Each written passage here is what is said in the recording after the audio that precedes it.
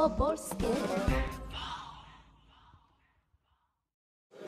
Małopolskie TV, Małgorzata Kareńska. Rozmawiam z ministrem. Janusz Żbik, podsekretarz stanu w Ministerstwie Transportu, Budownictwa i Gospodarki Morskiej. Panie ministrze, czym są takie konferencje w Krynicy dla budowlańców? Proszę pani, to jest wielka tradycja. To jestem pełen uznania. Dzisiaj jest 59. konferencja. Za rok będziemy obchodzić 60. konferencję w Krynicy. Całe środowisko związane z obszarem budownictwa, projektanci, wykonawcy, inżynierowie. Dzisiaj jest wieczór mostowy, a wczoraj był wieczór inżynierski.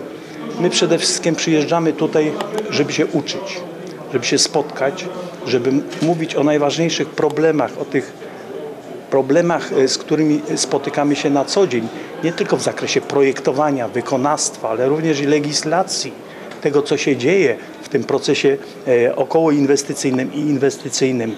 Jest to dla nas konferencja bardzo ważna, wielce pouczająca i oby trwała zawsze. Mówi pan to jako samorządowiec czy jako architekt?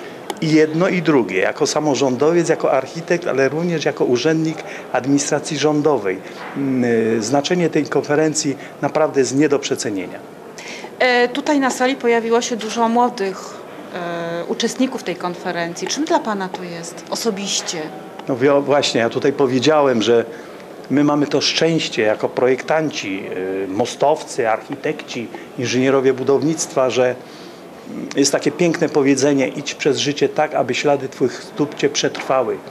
My mamy tą szansę i my mamy rzeczywiście możliwość zostawienia po sobie śladów swych stóp. Dzisiaj mówiliśmy o mostach.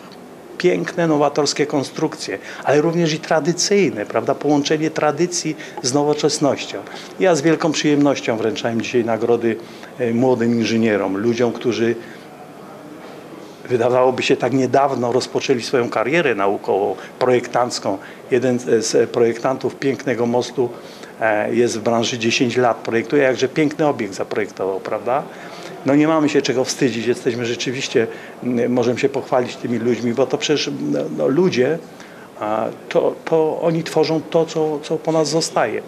Jestem bardzo zadowolony, że właśnie wielu młodych ludzi te nagrody dzisiaj otrzymało. Bo pan był architektem Krzeszowic, tak? Tak, w mojej karierze zawodowej zdarzyło się, że kiedyś byłem architektem Krzeszowic, ale również i byłem szefem biura projektów. Jestem autorem wielu realizacji w budownictwie i komunalnym, w budownictwie mieszkaniowym, w budownictwie indywidualnym. I bardzo się cieszę na spotkanie właśnie z projektantami, z ludźmi, którzy ubogacają nasz kraj. A moim w tej chwili poważnym obowiązkiem i zadaniem jest tak ukształtować tą linię legislacyjną rządu, abyśmy mogli pracować lepiej, wydajniej, żeby prawo w Polsce było spójne, jednoznaczne, żeby nie przysparzało nam tylu kłopotów, bo niestety prawda dzisiaj jest taka, że przygotowanie inwestycji trwa niejednokrotnie dłużej niż sama jej realizacja, co jest rzeczą nie do przyjęcia.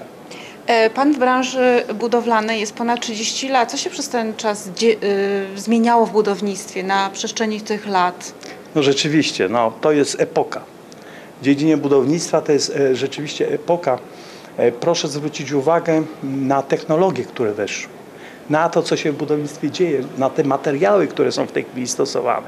No przecież kiedyś, pamiętamy tą szarą rzeczywistość, nie było czym pokryć dachów, prawda? Mieliśmy ten szary eternit, tą szarą przestrzeń publiczną dookoła. W tej chwili proszę popatrzeć, tam gdzie architekci działają, tam gdzie władze publiczne są świadome tego, że przestrzeń publiczną należy kształtować w sposób właściwy, to przecież miło popatrzeć na to, co się wokół nas dzieje.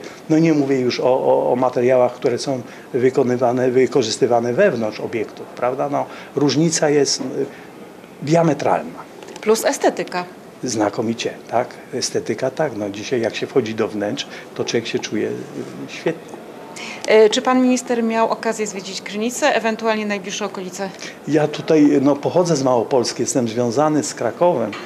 Wiele lat pracowałem w Krakowie, również w administracji rządowej, a w Krynicy bywam często. Zawsze z wielką przyjemnością, zawsze na Deptaku, zawsze na Jaworzynie, w kolei gondolowej. Niedaleko zresztą wypoczywam. Mam tutaj taką bardzo maleńką nieruchomość, którą odwiedzam i czuję się tutaj właściwie jak u siebie w domu. Jak architektura? Pod względem architektury zmieniła się coś? No tak, to co powiedziałem, że rzeczywiście w tej chwili jakość wykonania, technologie, materiały to jest oczywiście widoczne i to należy uznać za wielki plus i ja tylko chciałbym apelować nie tylko do władz Krynicy, ale do władz samorządowych w ogóle w kraju, żeby zwracały uwagę na przestrzeń publiczną, na to, co się wokół nas dzieje.